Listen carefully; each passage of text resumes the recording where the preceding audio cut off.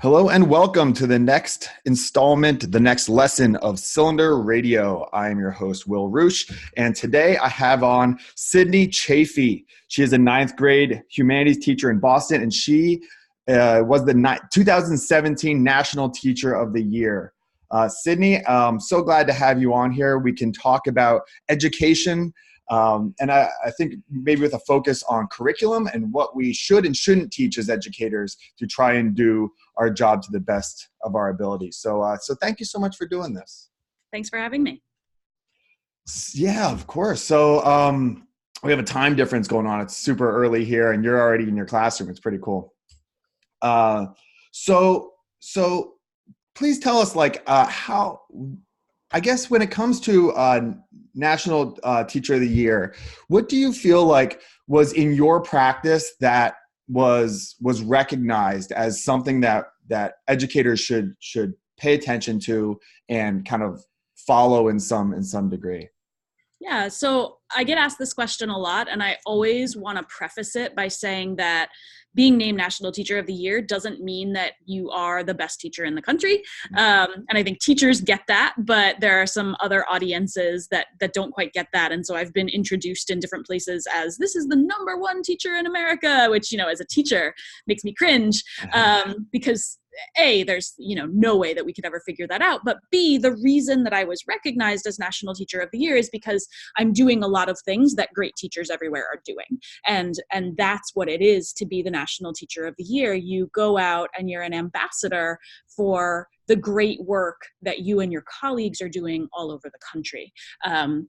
And so the things that I know to be true about National Teachers of the Year and great teachers all across the country is that we are student-centered.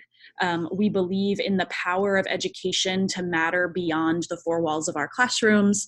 And we are constantly learning and growing. We're constantly challenging ourselves to get better at the work.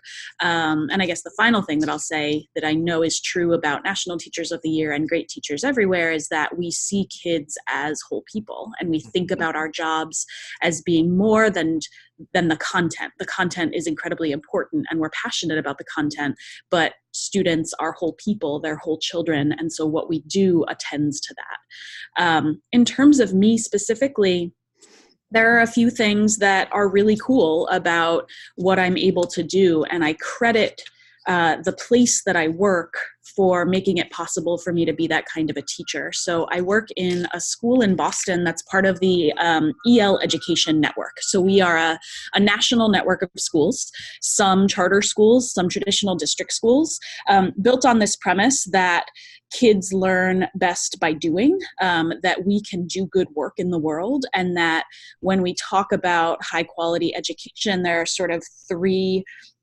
aspects, three dimensions to student achievement. And those dimensions are high quality work, content, like mastery of skills and knowledge, and then character.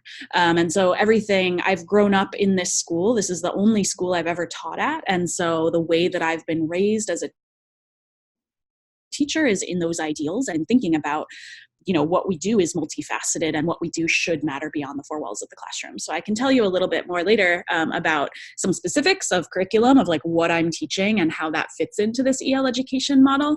But I think that's one thing that was intriguing to folks on the selection committee, of just like how we sort of think about teaching reading and writing in my case. And I think the other thing that is unique about what I'm able to do, and again, this is a credit to the place that I work, we have a partnership with a local theater here in Boston. And so all of my ninth graders learn how to act and how to perform on stage over the course of the year. Right now, we're just beginning our first project with the theater, which is Poetry Out Loud. So it's a national poetry recitation competition that all of my ninth graders participate in. And then in the spring, we put on a play. And so they get to learn from theater professionals from the Huntington Theater Company every other Friday. And over the course of the year, they build this confidence in speaking and in performing, and they deepen their understanding of literature and history through that partnership. And so we can do some really powerful work through that. So yeah, I try not to take too much credit for things that I didn't invent, but I try to just say, like, there are really, really amazing things that are happening here, and I'm lucky enough to be part of them. And I'm able to be an ambassador and a representative for that kind of work. That's awesome. And I think because when we're all trying to improve, our practice, and we look at education in America as a whole, and there are some problems with it, I think you would admit that. So to see what is working and then try to say, okay, it's working in this school, it's not working in this school, it's working when they do this, it's not working when they do that, is really important. It's almost like how federalism works, where they look at like what's happening in certain states, and if it's working, that these little like laboratories all around. And the charter system, allows that. I've taught at 2 different public charters out here in LA, and then compared to when I taught at a more traditional public school, there was so much more freedom. And I think that that's something that I was curious if you see this too, just having talked to a lot of teachers around the country. I'm sure that, when we get into this career, we want that creativity, and when you're taking your education classes, it's like creating inventive lessons and focusing on something that you really think is important. And sometimes when you're in the more, strict traditional school system, that, you're held to the specific standards and kind of the specific curriculum, and you have to do exactly kind of the way that they want you to do it. And that really binds you. And I think that kind of takes away a little bit of the spirit that we get into this for as educators. But there is a lot of pushback against charters because of the regulations, and they're not held to the same standard and all kinds of stuff like that. So how do you respond to kind of the criticisms of charters? Because there is a lot, I follow a lot of teaching forums and things like that. And there's a lot of people that come down on charters as not being as legitimate or something like that. And I understand some of those arguments, but my experience from charters has been both positive and negative, like everything. But what are your thoughts on that, and maybe how we can take what does work in some of these smaller schools and then apply that to, maybe just like grow it exponentially across the country? Yeah, so I think that's absolutely right. And I've answered this question a lot too, because I was the first Massachusetts Teacher of the Year and the first National Teacher of the Year to come from a charter. And I was named National Teacher of the Year around the same time that Trump was beginning office and Betsy DeVos was becoming the education secretary. So there were a lot of questions around charters and what I believe, and do I believe the same things about charters that the secretary does, for example, and things like that. So I think you're absolutely right when you say that it's not all charters. It's not black and white. There's so much nuance that gets lost in this conversation. And that's what I always want to talk to folks about when they ask me about charters, is we can't paint all charters and we can't paint all traditional public schools with the same brush, right? Because there's just so much variability and so much nuance. What I've been able to see around the country is, you talk about regulations. The regulations for charters and the accountability for charters is really different all across the country.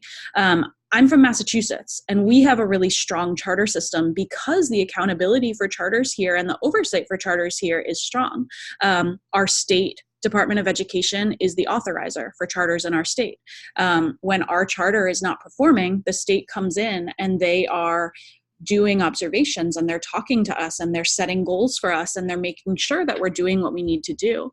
And I think that that's really important. If we're going to talk about charters, if we're going to talk about expanding charters, if we're going to talk about quality of charters, we have to talk about accountability and oversight too. I think it's really important that charters, while we enjoy that autonomy, that flexibility, that creativity that you're talking about, that is so important, we are also balancing that with making sure that we're doing right by our kids and our families, and that we are delivering a high quality education.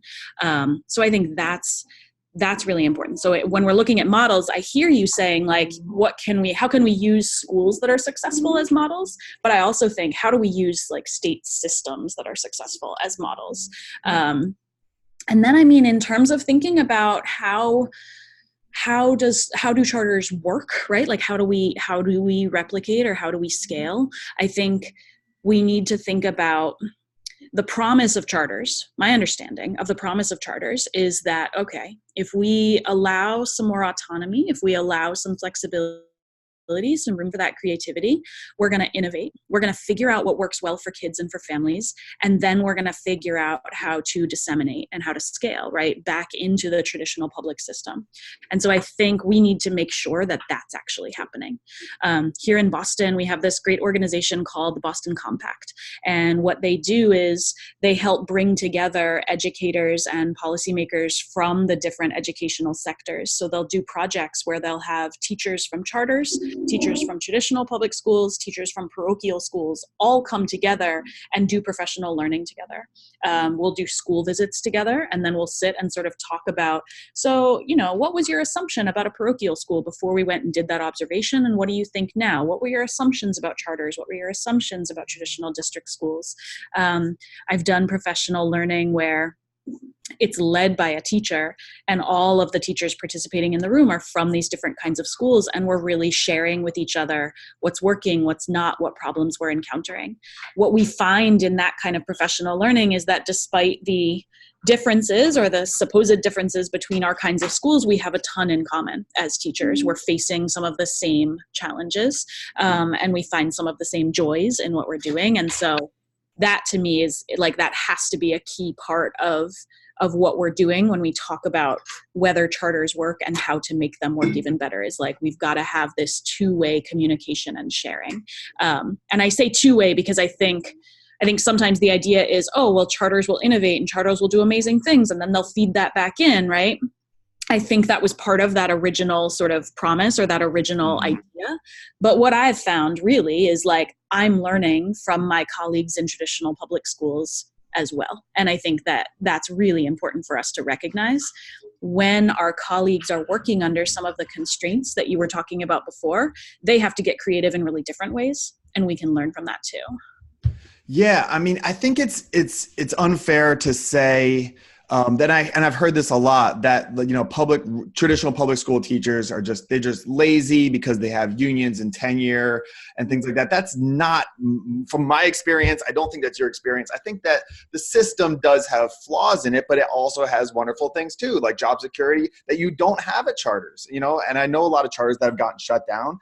It's just a very nuanced issue. And there is something positive to, if you don't perform at your charter, it does get shut down. It brings in some element of the free market system. And we all understand, I think that there are elements of the free market that help make great products, whether it's an iPhone or whatever it could be. But it's different when you apply that to schools, because our customer isn't really the same as a customer for buying an iPhone. It's a very different situation. A lot of the families don't have money to pay for education and stuff. So it gets trickier, but I still think the principles of trying to innovate and make the best product, whatever the best product, I use in air quotes, also somewhat applies. And I guess that gets me into, what I would really love to pick your brain on, which is, what should or shouldn't be taught I'm a humanities teacher as well. I teach government economics, U.S. history, and a new civics class this year. But what should and shouldn't be taught at school, I think, is something that we should have a conversation about. And where do life skills come in to teaching, let's say secondary school, or compared to advanced math? Do kids today still need advanced math? Like, how much has the requirements on the school changed with the fact that kids have access to every single library in the world in their pocket? I've told my students before, the day I can be replaced by Google is the day that I should be. So what should we do and teach that isn't Googleable, I guess, is one of the questions that I guess I would want to pose to teachers out there, and for us to think about our own practice of, are we just trying to do like memorization, or what are we trying to do that isn't something that's easily automated? Because I think we have to do that. Otherwise we're going to be like Blockbuster, right? Like we have to update ourselves. So, as far as like the specific skills, like what should we teach? Yeah. So, I think you're right. Our kids have access to all of the information in the world. Mm-hmm. Where we come in, where I see my role increasingly, is what do they do with that information? How do they make sense of it? right? How do they filter it? How do they analyze it? So that's some of what we're starting to look at in my class right now. And then how do they use that knowledge? How do they use that information to change the world? So that's my big thing. Kids and teachers can change the world together, right? Obviously, your listeners can't see this, but you can. I have it written on the wall of my classroom behind me. We can change the world, right? So how do we take the information that we have? For example, as a history teacher, how do we take the information that we have about the history of protest movements and apply that to issues that we care about today? How do we take the information that we have? My colleague right now is teaching about World War II, and she's teaching about perpetrators, bystanders, upstanders, right? And she's having kids sort of examine what happened in World War II, what happened in the Holocaust through that lens. And she had a kid the other day, she hadn't talked at all about connections to today. She just was talking about the history, and she had a kid say, oh, this reminds me of this thing that's happening right now in our country, right? So to me, that's where I feel like history becomes incredibly important. It's like, how do we help our kids not only understand what happened and be able to talk about that in a nuanced and informed way, but how do we help them then take that knowledge beyond the four walls of the classroom? Yeah, absolutely. I listened to a podcast with Bjorn Lomborg recently, and he was in some think tank, and he basically broke down, what's the best way to spend money to, fix whether it's, climate change or diseases and things like that, just breaking it all down. Because I think that, I agree with you. I mean, this is the future generations, and how do we make things better? And we're improving. I don't know if you've read Steven Pinker's book, Better Angels of Our Nature, but we have gotten less violent across time, from everything in like the current day, from spanking your kids to global war is down. So how do we look at these trends of how have we gotten better, what worked, what didn't, and we can apply that. When it comes to things like, how do we teach morals and politics and things like that? Because I do have, concerns about how it seems like in education, it's very, I think more at the university, but this thing it still occurs in secondary education, of critical thinking of both sides of the political aisle. Because I think just probably by psychological temperament, we're more likely to be on the left side of the political aisle. I think a lot of teachers are, not all, but I think a lot of teachers are, from my experience. And how do we take what's good from the political left and then what's good from the political right and blend those two to avoid any kind of blind spots without any kind of like pushback? Because I don't know, has that been your experience that educators are more from one side of the political aisle and then could perhaps have blind spots about the positives from the other political aisle? I mean, I think that's true of people, right? Mm-hmm. And because I've been able to speak all over the country, I've definitely spoken in places that are more left, and I've spoken in places that are more right. I've talked in blue states and red states, right? I've talked to lots of different kinds of audiences. And this is something that often gets brought up, when I say things like kids should be able to change the world or social justice belongs in our schools. Yeah. What I mean is exactly what you're saying. We have to be able to help our kids think about issues from multiple angles. We have to be able to help them analyze information and make decisions about it. We have to help them learn how to communicate with each other, how to have disagreements with each other that don't devolve into name calling, and how to look at information and not fall into just the trap of confirmation bias, right? And be like, oh, well, this is what I believe, and look, I found facts to support it, right? So I think that's like incredibly important work that teachers need to be doing right now. And I think depending on where you teach, there's a certain line you have to walk in how you introduce those things. But what I say to teachers I'll talk to teachers a lot who are sort of nervous, and they'll say, I'm worried about pushback if I bring in these kinds of ideas into my classroom. And what I say to them is, if you're bringing in ideas and you're bringing in sources and you're bringing in perspectives and you're letting your kids do the work of really figuring out and making sense of that, you will get pushback. Yeah. but you're doing the right thing, because it's not our job to tell our kids what to think. It's our job to teach our kids how to think. And it's a tricky line. And there are places where I definitely in my own practice cross the line into, there are certain things that are definitely considered more left that I uphold in my classroom, but that I just think are matters of treating people correctly, treating people kindly. Yeah. So for example, in my classroom and in my school, if people want to be called by a certain pronoun, we call them by that pronoun. Mm-hmm. And I don't tolerate kids not respecting that, right? And so some people would say, well, that's very liberal and you're pushing certain ideas on them. But to me, that's an issue of, I'm not going to allow anyone's humanity to be denied in my classroom. So that's a line that I draw. And that's been a source of debate with some educators. And they'll say, well, like you're doing the wrong thing there, but yeah, so that's something that I'm sort of constantly navigating, is when do I insert myself and when do I say to kids, well, actually, this is a line that we're not going to cross, and when do I just give them information and let them talk and debate about it. I think that's like an incredibly important conversation for teachers to be having with ourselves and with each other at this moment in time. Well, yes, I couldn't agree with you more. That's part of the reason why I started this podcast. And to be able to talk about this stuff with you is, I think, really important. I hope a lot of teachers listen to this, because just take the pronoun issue. I think that there is a real difference between a kid saying, I'm going through this. This is what I believe. This is what I want to be called by. Will you call me by this? There's a big difference between that and say what's happened in like Great Britain or in Canada, where you can be arrested for calling someone by the wrong pronoun. Someone on Twitter called someone who's transgender the another pronoun, and they were arrested. And it's in like the Bill C-16 up in Canada. And I think that there's a big difference between being kind and compelling speech.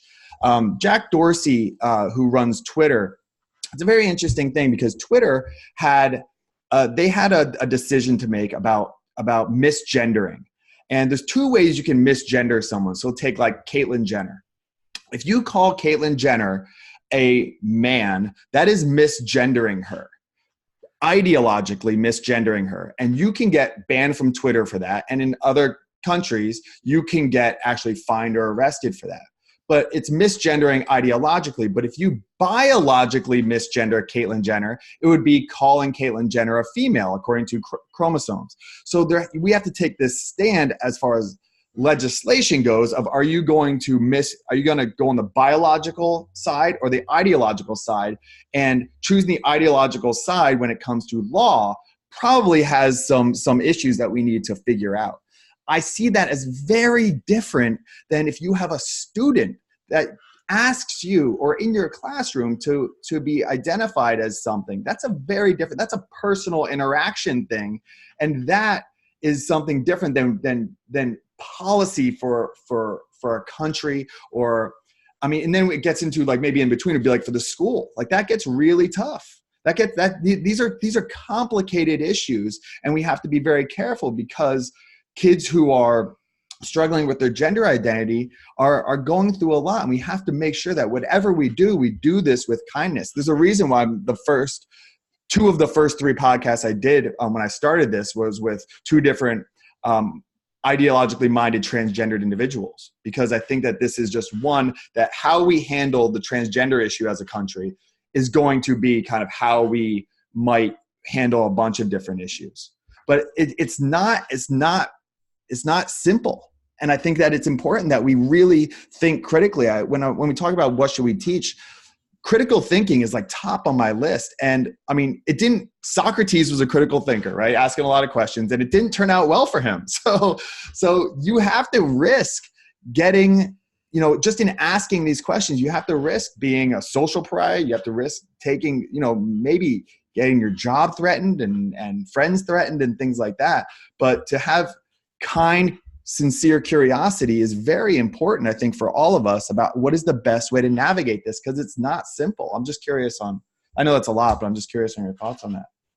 Yeah, I think that I hadn't heard about those laws. I'd like to do more thinking about that. I'd like to do more like research into that. But I think for me, and what we are doing as a school is we are approaching misgendering folks on purpose as a form of hate speech. And that's where we're taking it. And I think that we need to teach kids about these issues so that they can make the right choices. So I think it would be the wrong thing the first time something happens or a kid makes a mistake to throw the book at them, right?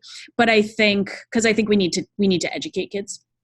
But then I think once we've like educated them and we're going through this process of educating them, if they then are persisting in using language, like weaponizing language against other kids, that it's not kind, but it's also, I think, a form of hate speech. And I think that we need to take that really seriously, because then when kids grow up, then they're able to create and maintain a society in which people's humanity is honored, right? So that's sort of my feeling on that.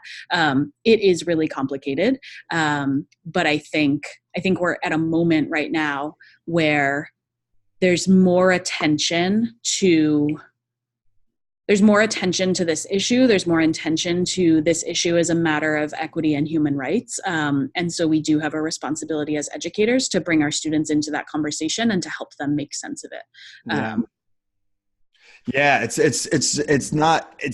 I think that we have to, really find that balance between, asking a kid, why are you doing it? And if they say, well, biologically, it's true. I'm just stating something that's true. I hear you. And I think that we have to recognize that, but like, you have to get deeper. Why? Like, why do you want to state something that might be biologically true, but is hurtful to others? But this has to be done very carefully. I really think that if we just steamroll through this, I think it's gonna backfire. I guess that's my issues with teaching social justice is, I think in theory it's a great idea to try and get people to have equality of opportunities and things like that. But how we do it, I think is very, very important. And when I had James Lindsay on the podcast, he broke down like kind of the social justice canon from Peggy McIntosh and white privilege to Kimberly Crenshaw and intersectionality and Robin DiAngelo and white fragility and stuff. And my biggest issue with that, and I didn't know any of this when I was talking to him, but then he explained it to me, that the people who wrote the kind of social justice theory, they've never had like public debates on it, because it's actually written into the ideology that you don't have to explain yourself, because if you're explaining yourself, then that's just evidence of your like racism and things like that. And I think that when we talk about critical thinking, the Socratic method is just let's ask questions, and we can do this kindly, but I don't think that we can just blindly follow the ideas here. I think we have to really question them. And I think there's such an opportunity for us as educators to say, okay, what's the goal of social justice? Well, to make people feel like they belong in America and that they're legitimate and they're an individual and their individuality should be highlighted or whatever it is. Okay, well, is this achieving that?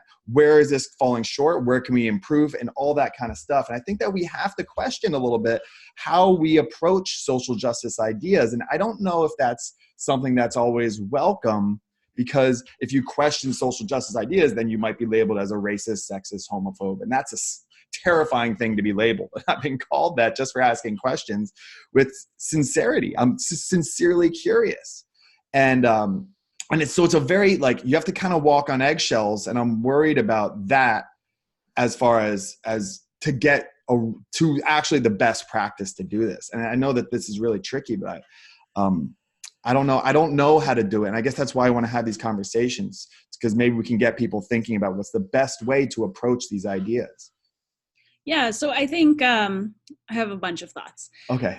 One, I think, just going back to the issue of gender for a moment, I would push back on the notion that calling Caitlyn Jenner female is biologically untrue, because I think then we're sort of conflating gender and biological sex, right? Or like what someone is assigned at birth. So that's an area that I'm still doing a lot of learning about myself. And so I'm trying to sort of fumble through and like figure it out. But I think that would be one thing that I would push back on with that argument. And there's a great resource that I really love, both for adult learning, but also for talking with kids about these issues. It's the Genderbread Person. Have you seen that? I have not, no. Okay, so the Genderbread Person is, it's really great, and it's a way that of sort of breaking down, well, what do all these different terms mean, and what are the different facets of people's gender identity, and how do we understand them? How do we understand where they overlap, and how do we understand how they're separate? And so that's just one sort of thought there. In terms of talking about social justice, what I just heard you say is that social justice is about making sure that everyone feels valued and everyone feels important and all of that. And I think that that's true, but I also think that there's a facet of social justice that's very much not about the individual. It's about the collective. It's about society, right? And so I think if we think about teaching social justice as only about let's make sure all of the individuals feel good about themselves, I think we're missing a sort of critical piece that we need our kids to understand, which is that social justice is about making our society a more just place as a collective. It's about making sure that we as a collective are better, and that as a collective we're taking care of one another, and we are fully benefiting from all of the assets that everyone has to bring to our society. And that's, again, I'm sort of like fumbling through the language there, but I think sometimes, especially with kids who grow up with a lot of privilege, like myself, right?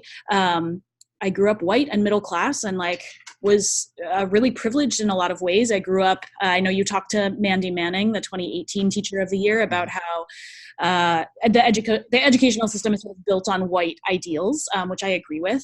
And so I was very privileged in the way that I experienced education and the way that I benefited from education, all of that. I think people like me who grow up with that kind of privilege, we understand the world and society through a very individualistic lens, right? And it's like it's a characteristic of white society to be very individualistic and focused on the individual and focused on individual success. But I think that pushing back on that a little bit with kids as well and with ourselves to thinking about what is the role of the collective, why is the collective important, and why is it a good thing for all of us if the collective, if our society is more equitable for all individuals, I think is something that's really good for us to explore with kids. Yeah, I hear you. I guess I just want to make sure that we as educators are being able to have these discussions, because, you know, when I hear about how those who really pushed for the social justice ideals, who wrote the social justice canon, have never had public debates over this. That worries me. As an educator, that really worries me. It's the idea that we are teaching something because it has wonderful intentions. You know, I mean, talking to Mandy, talking to you, I mean, I have zero doubt, sincerely zero doubt that your intentions are good. I think the idea of a lot of teachers, the intentions are good. I don't know if the intentions are good of the people who created the documents though and wrote the books and the papers on it. I don't know if the intention of intersectionality was positive or not. I don't know. And I unfortunately haven't had the opportunity to hear them sit down with someone who's critical of it, like James Lindsay, who I had the podcast, or a Sam Harris or someone like that, to sit down and work through, here's what you wrote, here's why this isn't good. Please defend it. And then and even like though they were peer reviewed, the peer review system in a lot of the humanities and the social sciences in college and universities have been kind of exposed to be ideologically driven and not scientifically driven. So I think as long as we as educators feel comfortable to have the conversations like you and I are having now, I think that that's crucially important. I think it's very important to be able to say, you know, this part of Robin DiAngelo's book where she says, you know, that you can't question someone's experience. Like, well, okay, we can't question it. You can't ask, like, do you think that maybe this is because, like, the fact that you can't question things or something like that. I just think it anything that doesn't have resistance when it comes to science, or it comes to understanding our reality. I mean, that's at the core of what philosophy is all about, is trying to find the best ideas. That is something that I just want to try and promote as much as possible, is like to be able to have these conversations. And for those who do have questions like, is this good? Not to be terrified of being called a racist, sexist, homophobic person just for having questions. Maybe my example from Robin DiAngelo isn't the best, but I just think that we have to be able to have these conversations, because if we don't, then we don't know if it's the best thing for our students. And then we could possibly push forth legislation that's not good for our students. And I don't know, like affirmative action, has good things and bad things, but I just read a book called Mismatch about the increased dropout rate, failing rate of kids who've been brought in through affirmative action. And is that helping or is that hurting? I think that's, I don't know. I'm not saying it is helping. I'm not saying it is hurting. I'm saying I don't know. And I think that we have to have these conversations. Just to say like blindly, this is absolutely good, I don't know. I'm politically homeless. Like, I don't know what's good or not. And I'm just open to have these conversations to try and figure it out. But I think we are naturally going to have blind spots. And the more that we can promote having these conversations and not be scared of being labeled something, and just trust that the person is an educator, they care about their students in a real way, they just have some pushback. I think that that's something that I would promote. Is that something that you would agree with, or do you have hesitation about that? I mean, I think there are a lot of books and ideas out there that haven't been publicly debated, but I think it's up to us as educators to have these conversations with each other. It's up to us as educators to read these texts and then talk with each other about them. Enter into those conversations with, good faith and keeping our students at the center. And then I'll just also say, like, sometimes we just have to be willing to be uncomfortable and risk that someone is going to think that we are, one of those words that you said, right? Yeah. Because being uncomfortable isn't going to hurt us. Being uncomfortable is going to actually make us better. And I think, one of the smartest educators that I've had the privilege of learning from is this guy, Tom Rademacher. You should interview him. But he said to me once, if our goals don't make us uncomfortable, they're the wrong goals. And so I think that notion of discomfort, especially as a white person, especially as like a cisgender person who's trying to grapple with all of these issues and how they show up in my practice, like, it's been incredibly important for me to just know that despite what my brain and my socialization might tell me, being uncomfortable is not going to kill me, and it's a good thing. And so I guess that's what I'll say, because I know we are running out of time. Is just it is on us as educators who believe that it's important that we are constantly learning and growing. It is on us to have these conversations with one another, to challenge our own ideas, and to dig in and really decide what we think. And then to pass that along to our kids, in that we're teaching them and giving them opportunities to have discussions with each other. Absolutely. And that goes both ways for, people. I'm like straight white male. So for me to feel uncomfortable, and for someone who feels like what I'm saying is making them uncomfortable. I think it has to go both ways, as opposed to like calling for me to get fired or something like that, which also happens, and that can happen both ways too. So I think for all of us, doesn't matter what your skin color is, it doesn't matter what your experience is, what gender you are, anything like that, to think critically, to really think critically of how do we educate the best of our ability? How do we make sure that we create a society that is the best, and we keep improving and things keep getting better? I think we all have to be willing to get a little uncomfortable and not do what they did to Socrates, which is kill him because they were feeling uncomfortable with the questions he was asking. That we should learn from history and say, okay, this person's asking questions that make me uncomfortable. Okay, let's live in this discomfort, and let's try and get to do what's best for our kids. Okay. So I know you have to go teach. I have to go teach as well. Sydney, where can people find you? Is there anything that you want to promote or plug or anything like that? I really appreciate you having these conversations. Is there anything where can people find out what you're up to and things like that? Yeah, so you can check my website out at www.sydneychaffe.com. And you can find me on Twitter at Sydney Chaffe. And I guess while I have this little platform, I'll Please. promote the one Twitter chat that I've been really into lately. I have nothing to do with it. I'm just there as a participant, but it's hashtag clear the air. And it's a place where educators are getting together to dig into challenging texts. It's where I heard about White Fragility by Robin DiAngelo. It's facilitated by an amazing educator named Val Brown, and having those vulnerable conversations about social justice, about race, about how we bring our identities into our practice. So I definitely encourage educators to check that out. Awesome. Sydney, thank you so much for doing this. These conversations are crucially important. And I hope we can get this out to more educators across the country to just challenge what they're doing, what they're thinking, and then open up dialogue to just serve our students best. Great. Thank you so much. All right. Take care. Thank you very much.